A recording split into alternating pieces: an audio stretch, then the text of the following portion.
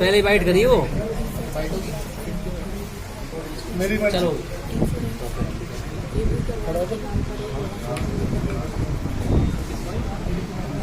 वैसे कर रखे वो पैसे सब जो करे आगे रखिए एक एक करके बेटा एक एक करके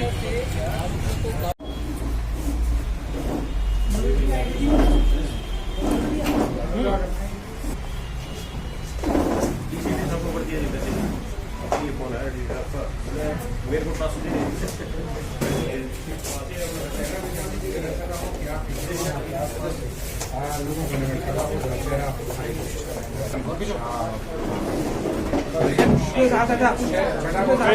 पीछे पीछे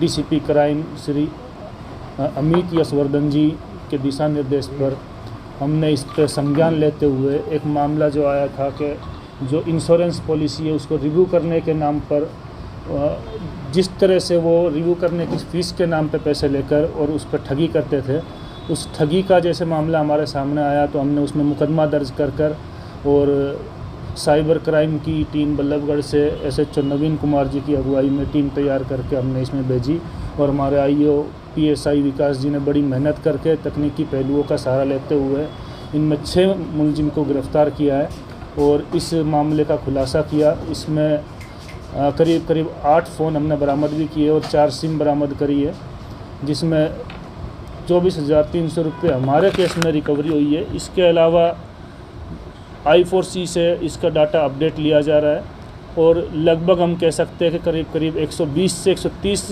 लोगों के साथ इन्होंने ठगी करी है। और जिस अकाउंट में जिसको हमने अरेस्ट किया, अकाउंट के थ्रू अभी ये भी पता लगा है कि करीब 30 से 40 लाख रुपए करीब इन्होंने इसी अकाउंट के थ्रू लोगों से ठगी करी है।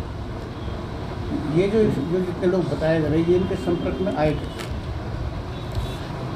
ये आपस में 4 तो ऐसे पार्टनर है जो मिल के काम कर रहे हैं और उसके अलावा जैसे इनको अकाउंट की ज़रूरत पड़ती है तो सुमित नाम के लड़के के कांटेक्ट में आके एक विजय लड़का है जिसके थ्रू इन्होंने अकाउंट लिया। विजय के पास एक वेंडरशिप है जो कि स्विफ्ट मनी प्राइवेट लिमिटेड की वेंडरशिप है, तो उसमें उनका अकाउंट है जिस अकाउंट में वो पैसे जो क्लाइंट से जो हमारे मुद्दई से या विक्टिम से जो आते हैं उसको उसमें ट्रांसफ़र करके और उसका ट्रांसफ़र करने के बाद केस निकाल के और उसमें आपस में उसको डिवाइड करते हैं। कितने इलाके तक कितने कौन से इलाके तक जो है लोगों ने ठगी का शिकार बनाया है? ये वैसे NCR संपूर्ण NCR में इनका चल रहा है। इसके अलावा हमके हरियाणा UP और इन पूरे एरिया में इनका दिल्ली में ये क्या पिछले रिकॉर्ड भी रहे इनके? सॉरी, आरोपियों के पीछे रिकॉर्ड भी रहे हैं? पहले भी इस तरह की वारदातों को अंजाम दिया इन्होंने। ये बता रहे हैं कि 420 में पहले भी ये अरेस्ट हुआ है और बाकी ये ग्रुप है जो लगातार कंटिन्यू काम कर रहा है उसमें। कितने लोग रहने वाले थे? ये 2 मुलजिम नोएडा, 2 गाजियाबाद और 2 दिल्ली के रहने वाले हैं, जो इनमें से 4 मुलजिम ने नोएडा से और 2 मुलजिम दिल्ली से अरेस्ट किए। सर शिकायत क्या मिली थी? आरोपियों का बैकग्राउंड क्या है? पुलिस किस तरह इन तक पहुँची उस पर शिकायत क्या मिली थी? हमारे यहाँ कितनी शिकायतें हैं, कितने मामले हैं?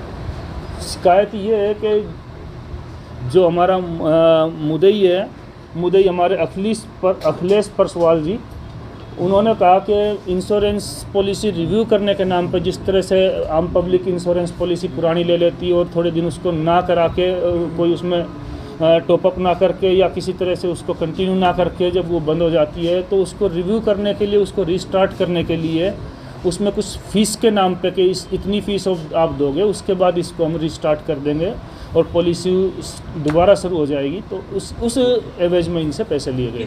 ये आरोपी इनके टच में कैसे आए, किस तरह से मुलाकात हो पाई इनकी, कैसे बात हुई थी? ये टेलीफोनिक नंबर से कांटेक्ट करके इन्होंने, और व्हाट्सएप से भी कॉल करके, व्हाट्सएप से चैटिंग करके भी ये इस तरह से आरोपी ये काम करते हैं। लगभग कितने लाख की ये ठगी होगी और कौन कौन से राज्यों में इस ठगी को अंजाम दिया गया है, कौन कौन से राज्यों के पीड़ित हैं इस पूरे मामले में? संपूर्ण एनसीआर में, जैसे मैंने कहा कि यूपी, हरियाणा, दिल्ली और इस तरह से सारे एनसीआर एरिया में ऐसी ठगी कर रहे हैं। जो इस एक अकाउंट से, जो हमारे वाले अकाउंट है, उन अकाउंट में करीब 30 से 40 लाख रुपए की में एक ही अकाउंट से ट्रांसफ़र हुआ है। लेकिन अगर I4C से कंप्लीट डाटा लिया जाए तो 120 या 130 आदमियों के साथ इन्होंने ठगी करी है। तो उसका अमाउंट टाइमली जैसे जैसे होगा वो हमारे सामने आ जाएगा। और क्या हुआ इनसे? हमारे केस में जो 48,000 की ठगी हुई, उसमें 24,200 रुपये की रिकवरी हमारी हुई। 8 मोबाइल फ़ोन इनसे जो इन्होंने यूज़ किए वारदात में, और 4 सिम बरामद हुई है। कहाँ? नोएडा में मॉल में ही ऑफिस वो ऑफिस है, और ये वहीं से अपना सारा ये काम चला रहे हैं।